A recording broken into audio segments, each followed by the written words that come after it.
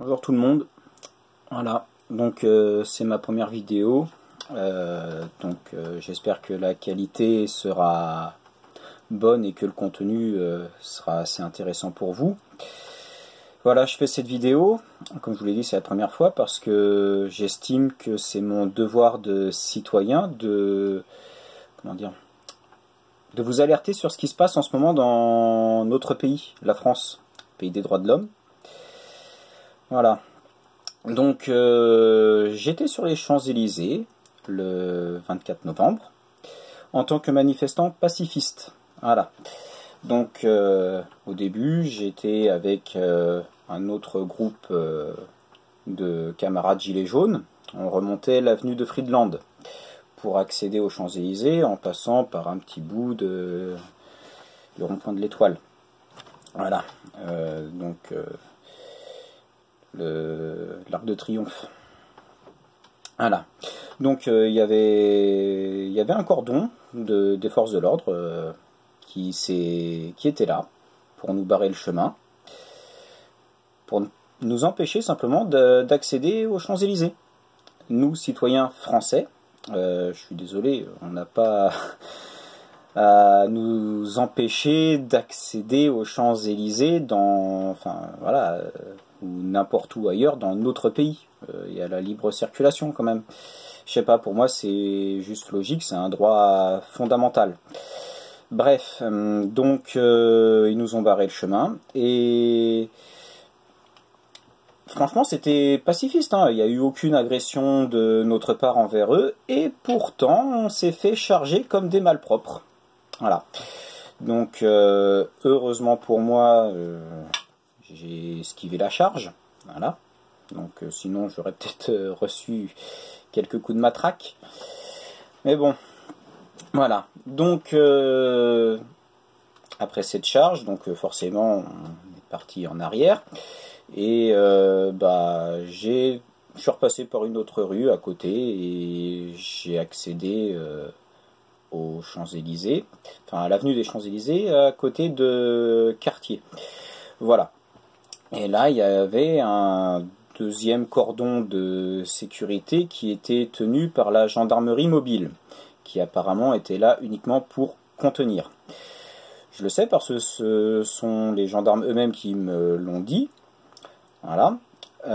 Qui étaient là juste pour contenir, et franchement on discutait avec eux, j'étais avec encore une fois d'autres gilets jaunes, complètement pacifistes, tout se passait très bien.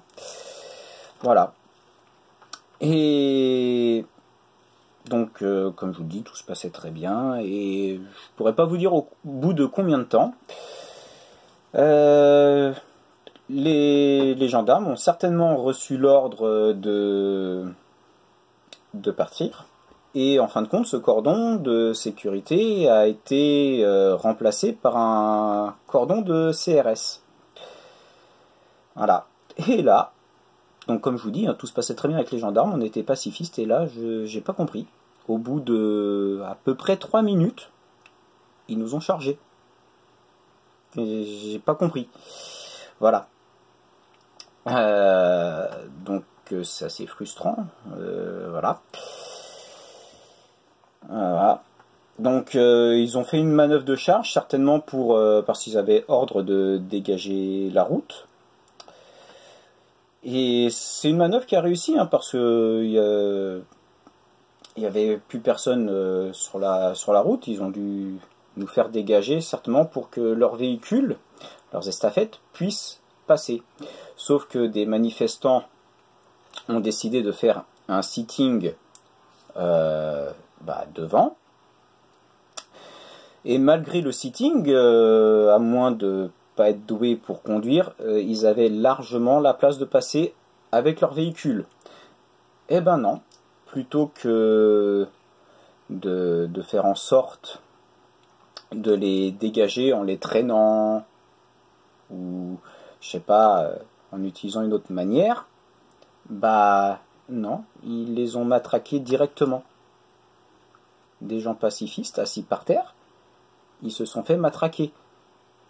Vous vous rendez compte que ça se passe en France quand même. C'est grave. Donc Il n'y a même pas eu une tentative d'échange ou d'explication de leur part envers nous. Non, non, ils ont chargé. Simplement. Voilà, matraqué. Et là, j'avoue que c'est une scène d'une rare violence qui m'a choqué. Voilà. Et c'était un petit sitting, hein. Franchement, c'était un groupe, je dirais, à peu près une dizaine de personnes, peut-être même moins. Voilà. Et, ah oui, chose importante aussi, au début de la charge, il y avait une journaliste étrangère, voilà, qui avait commencé à faire son reportage quand il y avait les gendarmes, et je l'ai entendu parler dans une autre langue que le français. Je ne pourrais pas vous dire la langue que c'était, je ne l'ai pas reconnue. Donc quand les CRS ils ont chargé, bah, la pauvre elle s'est fait dégager à coups de bouclier. Voilà. Et après on va dire que ce sont les gilets jaunes qui frappent et qui agressent bah, la presse. Voilà.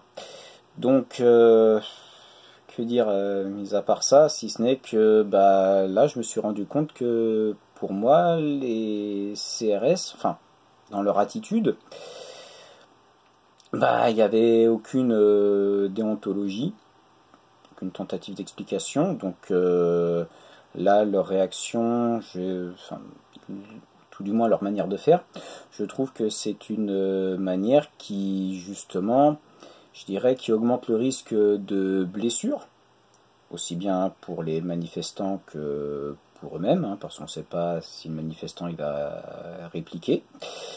Donc ça augmente pour moi le risque de blessure et donc de débordement. Voilà. Ça, c'était un point que je voulais éclaircir. Voilà. Sinon, qu'est-ce que... Oui, donc j'ai vu des gilets jaunes dégager des barricades que eux-mêmes avaient faites afin de laisser passer les pompiers pour qu'ils puissent accéder à leur lieu d'intervention. Mais ça, encore une fois, je suis sûr et certain que c'est pas le genre de comportement qui va être diffusé enfin, dans les JT. Voilà.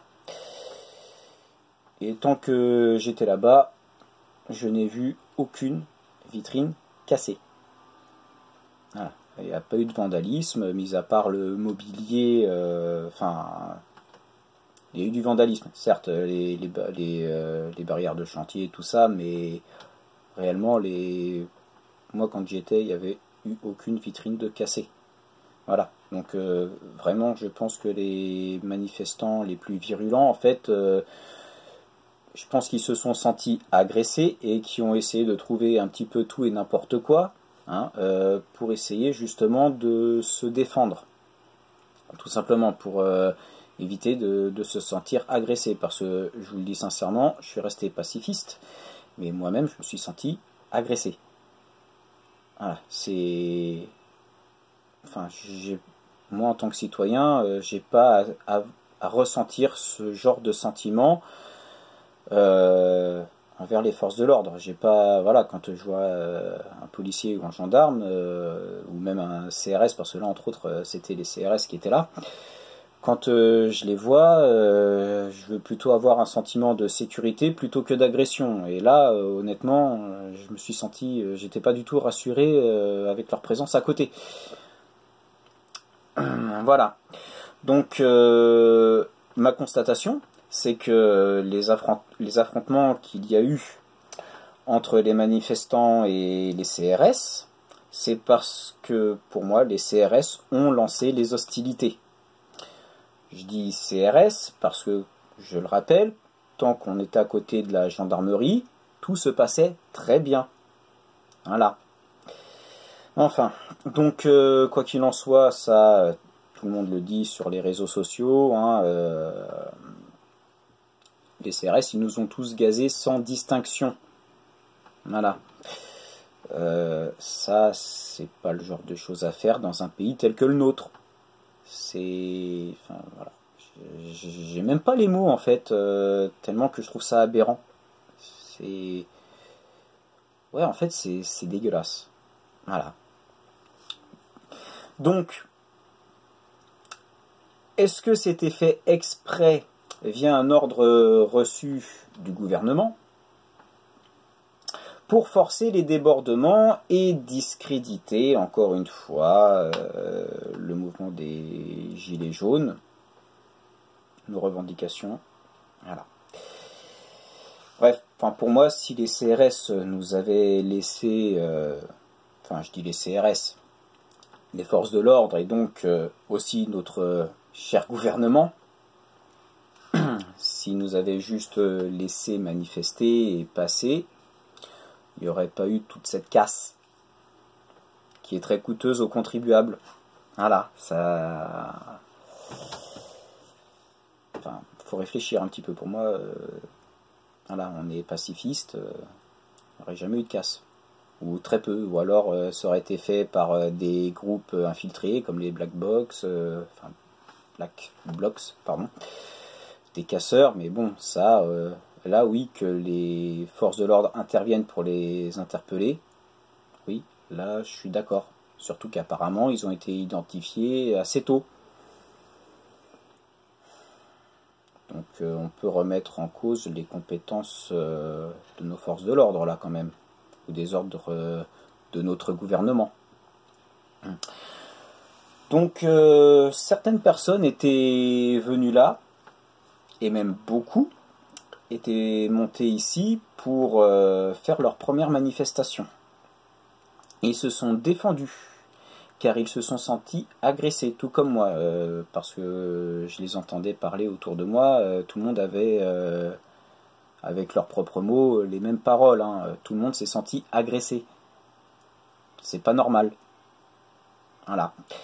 Donc, j'ai réussi à rester pacifiste. Ça m'a demandé un gros effort sur moi-même. Voilà, parce que je tiens à respecter la philosophie de notre mouvement des Gilets jaunes. Voilà. Donc de rester pacifiste. C'est pas facile. C'est frustrant dans un pays comme le nôtre.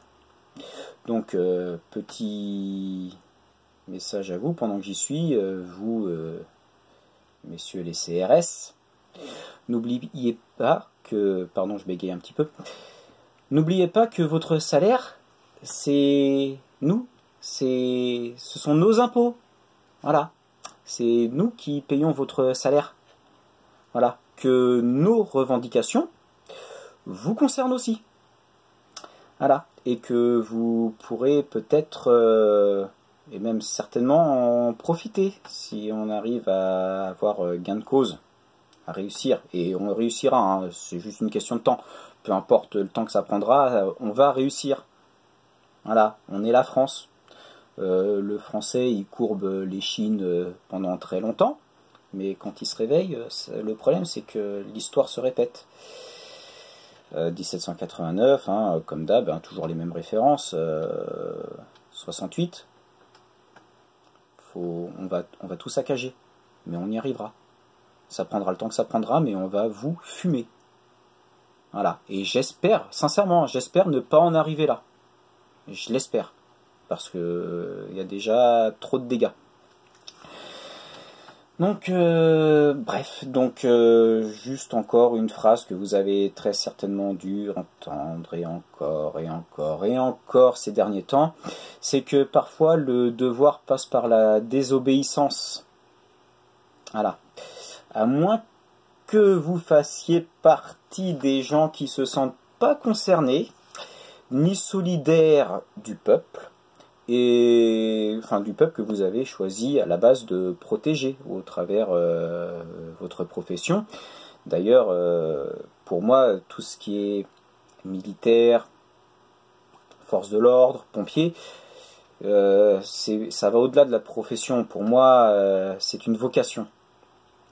Voilà.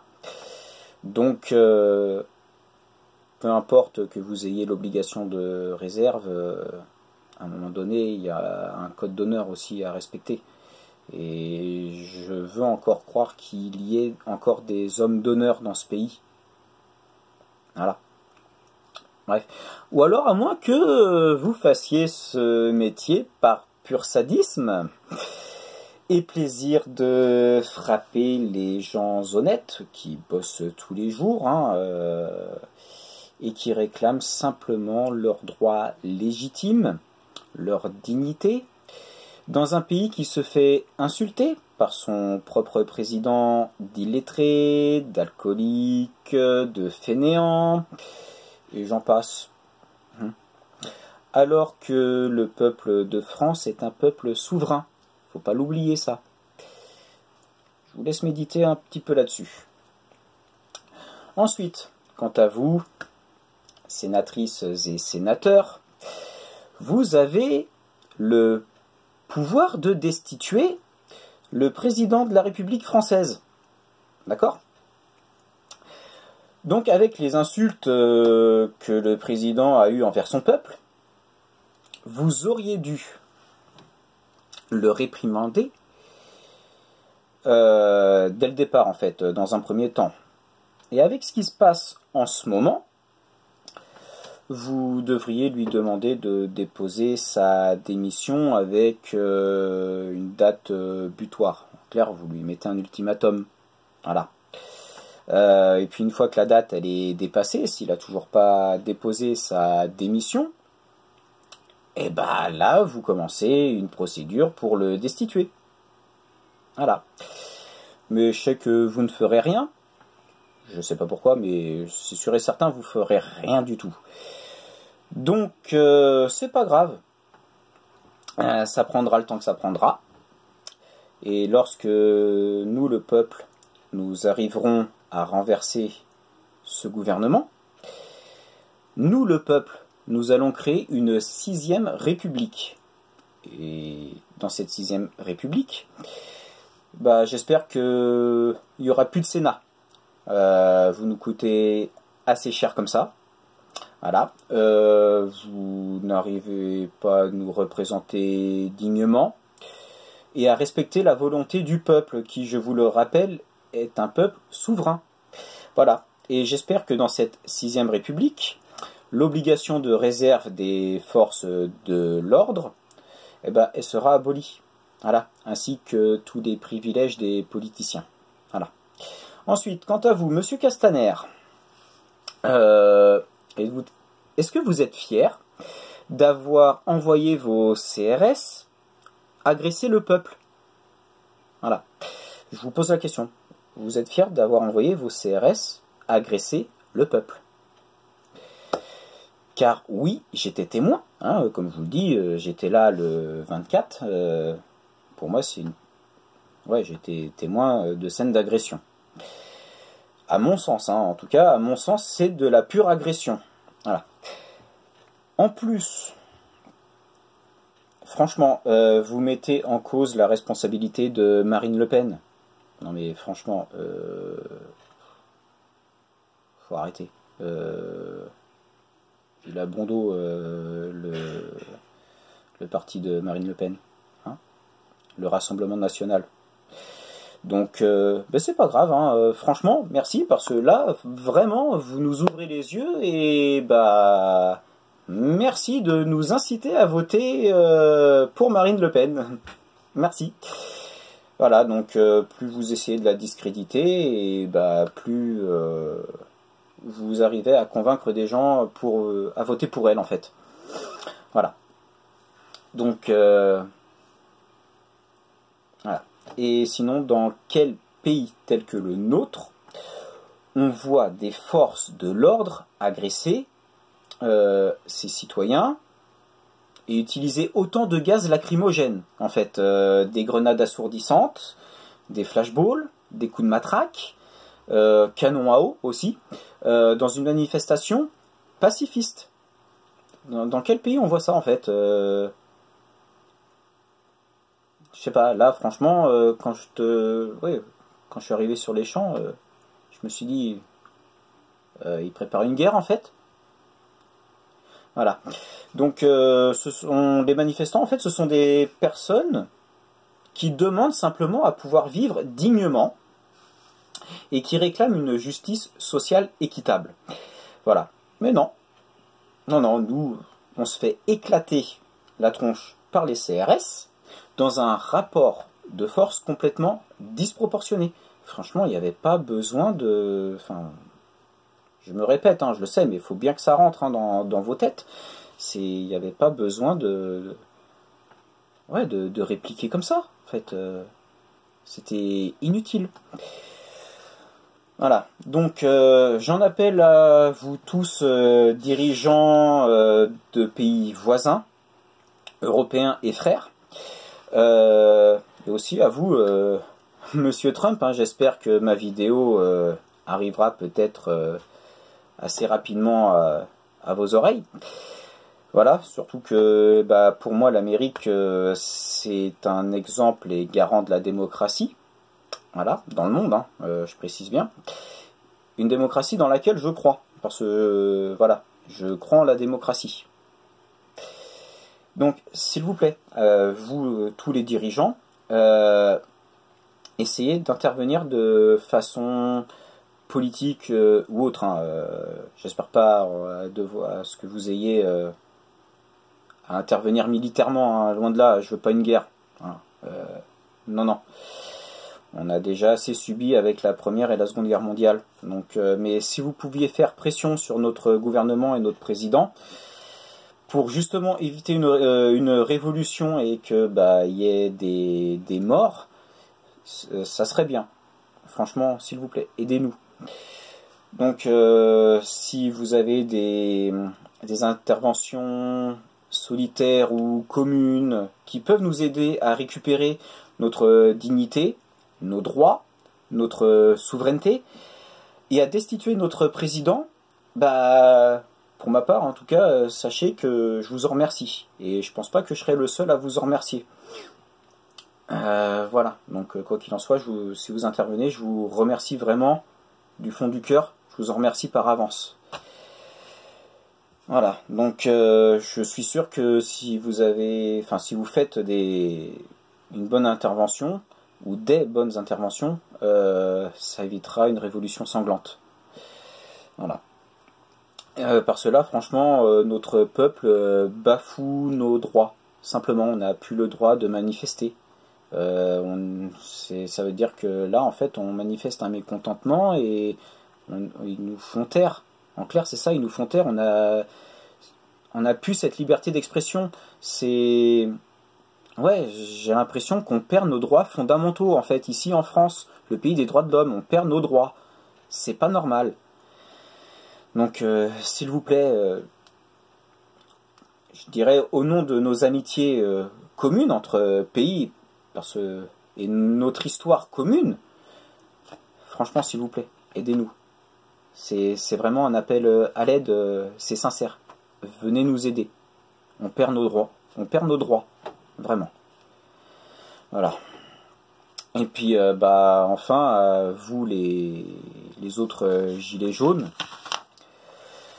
bah, notre gouvernement, bah, il nous écoute pas. Il a coupé les ponts avec nous. Donc, récupérons nos droits. Récupérons nos droits. Et notre souveraineté. Voilà. Parce que pour moi, en fait, récupérer nos droits et notre souveraineté, c'est notre devoir de citoyen. On doit ça à nos anciens, ils se sont battus pour que nous puissions avoir ces droits-là. Faisons-leur honneur. Voilà, on leur doit bien ça. C'est grâce à eux qu'on a la vie qu'on en a aujourd'hui, et même si elle pourrait être meilleure avec une autre politique, voilà, donc récupérons nos droits, simplement. Donc on lâche rien. Force et honneur à nous les gilets jaunes. Et vive la France.